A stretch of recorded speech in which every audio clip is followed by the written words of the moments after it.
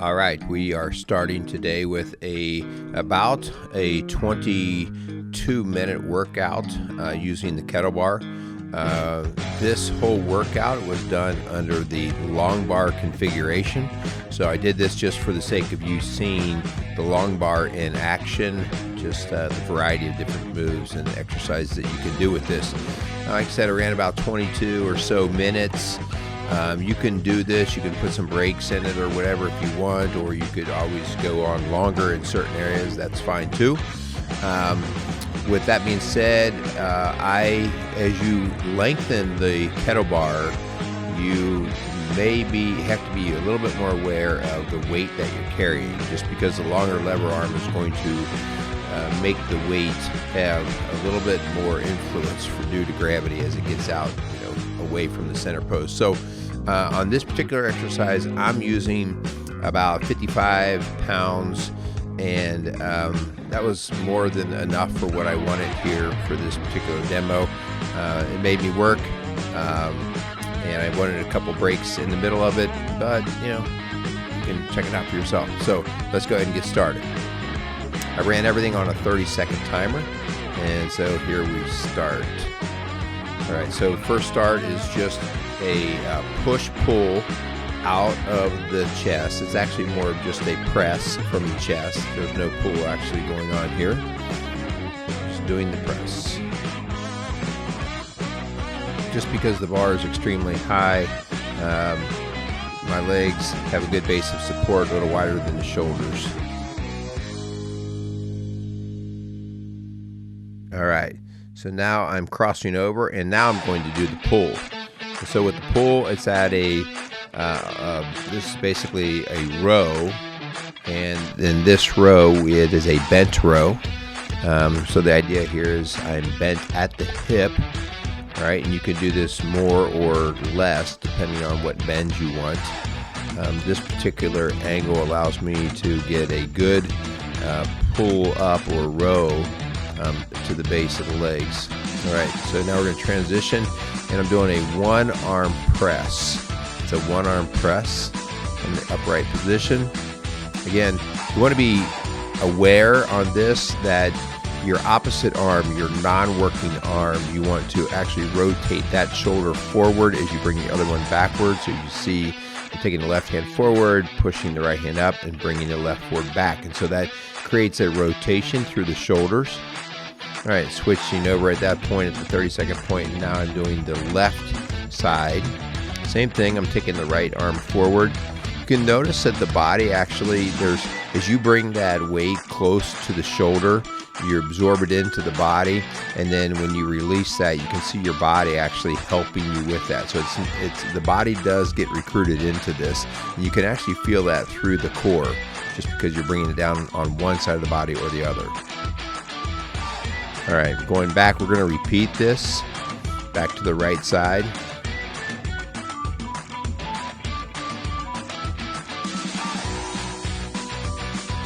Definitely got to be aware of bracing when you take that in, and you brace by taking that breath in, holding that, squeezing, and then driving up. Okay. The legs here just have kind of a soft bend in the knee. All right, now I just switched over into the left arm, into that left arm. Same thing.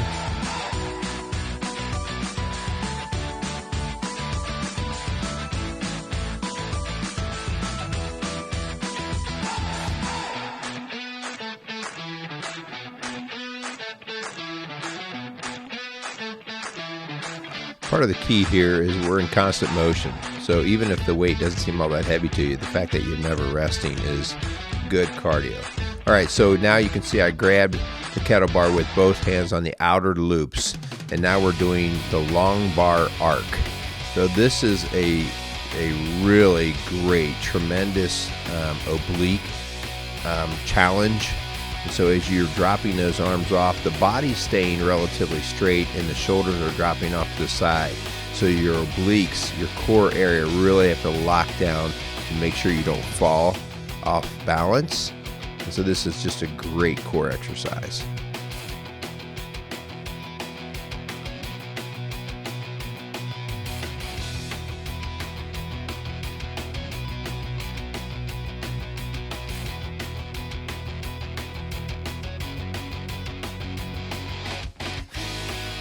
I'm running this one straight through for a minute. And I only did that just because I really wanted to burn through it. All right. And so now I'm doing a forward hip thrust or forward hip throw. And so you're thrusting the hips backwards, but the key here is the shoulders and the hips are connected. As the hips go back, shoulders drive up and above the head. And so I'm hinging at the hip to get this to happen. So this is just a lot of recruitment, up through the shoulders, into the hips, a little bit of the lower back. The feet are totally engaged here. All right, we finished that. Now we're just into a deadlift. All right, so into that deadlift. Nice flat back, comfortable stance. The kettlebell makes for a great deadlift trainer just because it makes you stick close to the legs. As the arc of the bar comes down, it gets closer to your legs. All right, so now I'm going back into the throws, throwing up. Not doing as good a job of thrusting out with the hips as I'd want on that. I'm really relying mostly on my shoulders. Again, you have to really brace, tighten the gut, and then throw that up over the head.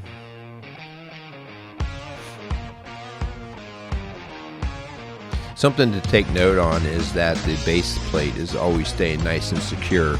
Occasionally, if somebody's got bad habit, they will drive the base because they're trying to push the whole plate, and if you get it off to the side, it may slide on you, so you just want to be careful with that.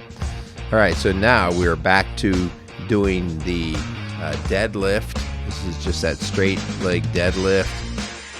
I have just a soft bend in the knees, trying to keep it into a nice hip flex. All right, and so now I just went to a squat. So this is just that front squat. I refer to this as the sumo squat. It's like if you had a kettle bar and you were just holding it down between the legs. So you can see how tightly that comes down in between the legs rather than being pulled out in front. Really forces a really good flexion into the legs.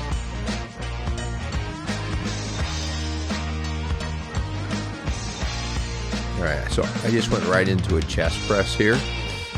To be honest, this chest press is kind of a nice break, because after you get done with that deadlift and then the squat, you're starting to breathe pretty good right there. And so this just took the pressure out of the body, the lower body, and brought it back up to the shoulders. That keeps my heart going, but alternating the actual body part that's working. All right, and we're going to go back into that squat.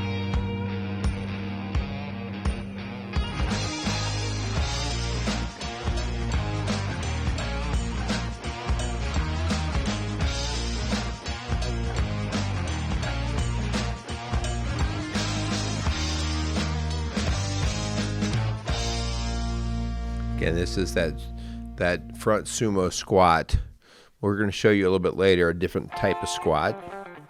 All right, and so now I just reversed and came around through the front, and I'm just doing a set of curls. And just doing a set of curls, this is kind of giving the legs a little bit of a break, even though I got a slight bend in the legs here. It does allow a little bit of a break here, and I'm just going to go ahead and work on the arms.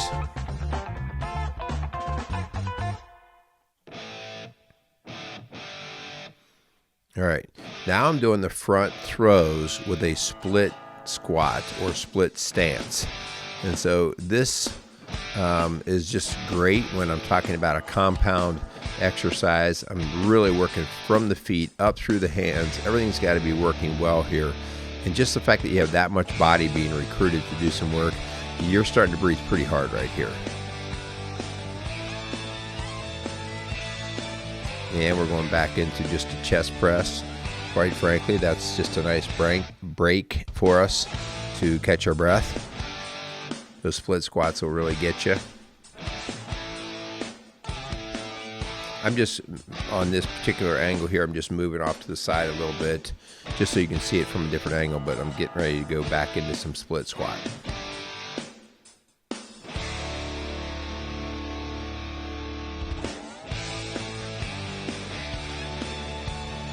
And here we go. It's called old man split squat right there. It looks like an old man. Sorry about that, guys. You get what you get. All right. So again, we're setting, we're throwing up with the kettle bar and splitting out the legs. Try to remain stable there.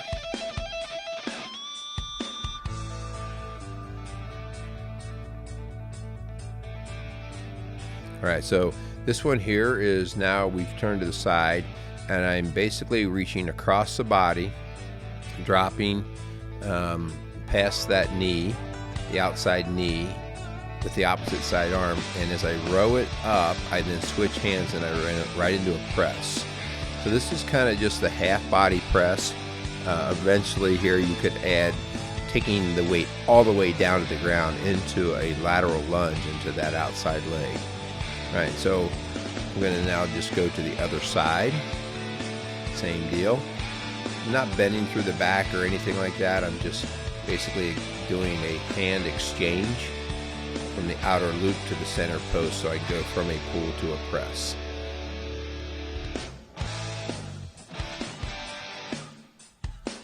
Really like the combination there, and if you really want to make it challenging, just add that lateral lunge to it as well, and you just really get a lot of recruitment there. And I'm coming back to the other side, so now I'm doing the left side row to a right hand press.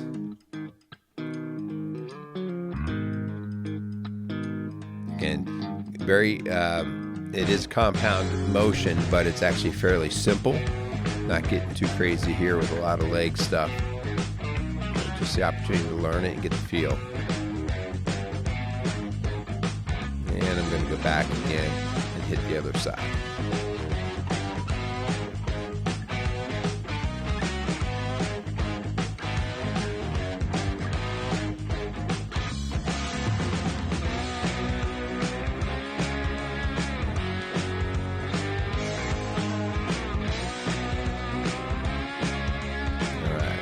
Getting ready to wrap that up.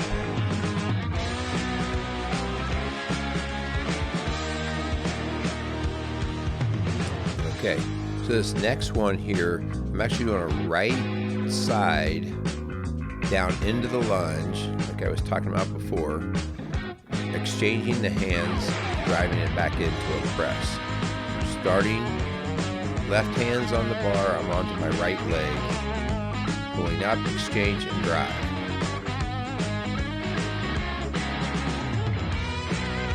There you go.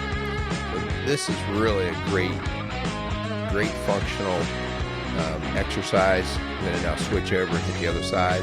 As you're learning to do this, the first couple times you do it, you'll have to kind of play with your right positioning relative to the kettle bar, how far you should be out on it, what's a good foot placement for you. A lot of that just has to do with how much weight you're using, how tall you are, just the general stability of your body. So take your time at first.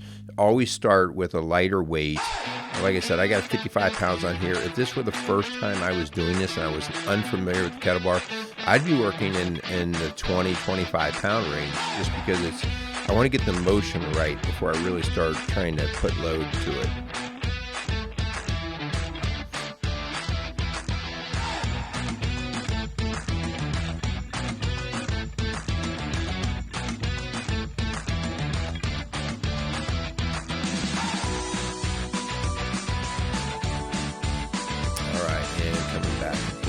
Last side, same thing.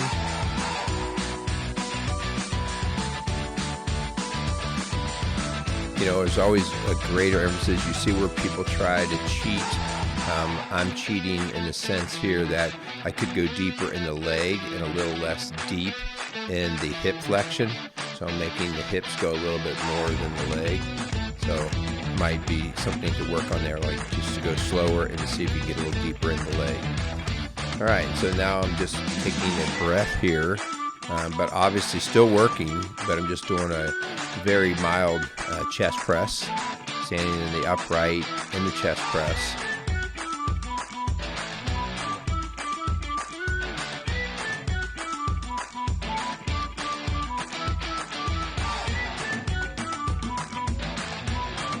All right, so now this squat here is an incredible squat. You have to play with it just a little bit just to get the right footing, the distance out from your feet to the base of the kettlebell. So this is that front squat. I call it the goblet squat. We're going down, and that's really making the upper body stay more upright. I'm not getting nearly as much hip flexion. I have to get more into the legs. All right, so now we're really going to drive this. So this is kind of our little version of the mountain climber, where you're going down and back up. And so I drop the kettlebell down to my chest, and then as I come forward, I drive up with it. So just a lot of things going on here. It's a great little cardio. It's also some foot work, some foot motion. You notice I'm trying to stay up onto the toes. So that'll definitely, it may not look like much right there, but that combination of this goblet squat into that mountain climber will definitely take it to you. So I want you to notice on this one, if you thought about going back, how much deeper this squat is in the knee flexion, not nearly as much flexion in the hip. All right, so this one really makes me get down there. Got to start slow on this just because you got to kind of learn your positioning of body to kettlebell.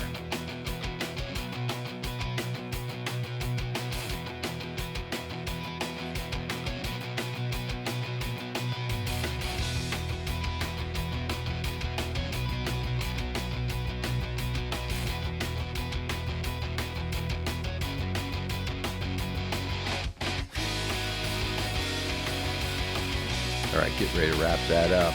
Okay, this exercise here, this is our one leg deadlift.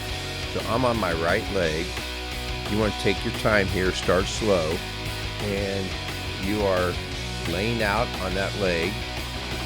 Take your leg that is not connected to the floor. You really want to work out to try to get that nice straight airplane type motion, one leg airplane motion. You're dropping down, you're coming up, and then I want you to actually stand straight up and bring the free leg up through the hip while you're pushing the weight out of the way. So that recruits some hip flexor along with the core to help you do that particular part of the exercise. This again will definitely get your heart pumping. Not to mention there's a lot of great balance and stability work that we're doing right here.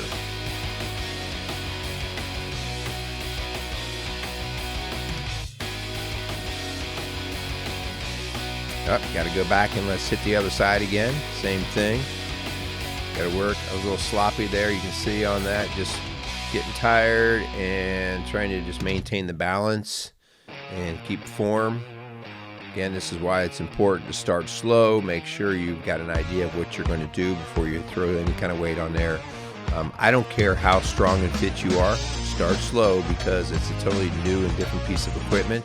So you have to learn how your body handles and reacts to the function of the kettlebell.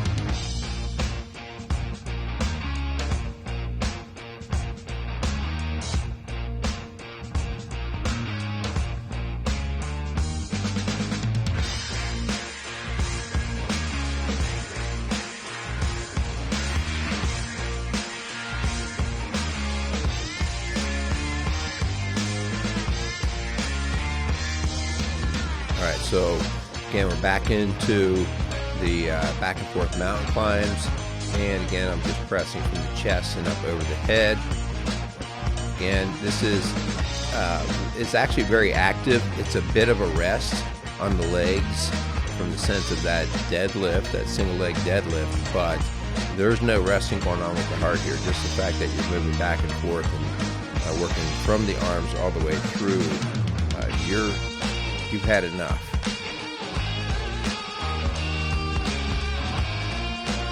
All right, so here we go. Now we are doing our split squat. Okay, and so this is kind of a forward leg lunge. The idea here is you are splitting out the legs. So I've got my right leg forward, my left leg back. I'm on the outer loop of the kettlebell loop, and I am basically lunging out onto that front leg and then back up. Okay. Now I'm going to basically switch out, go the other direction. I grab the bar with my right, and I'm just dipping down in. And again, I can go a little deeper, a little slower. Lots of different variety here that you can do with this split sort of squat stance. You can go out over the leg. You can actually go straight up and down if you'd like. I'm just moving forward on this. All right, and I'm going to go back and hit that leg again.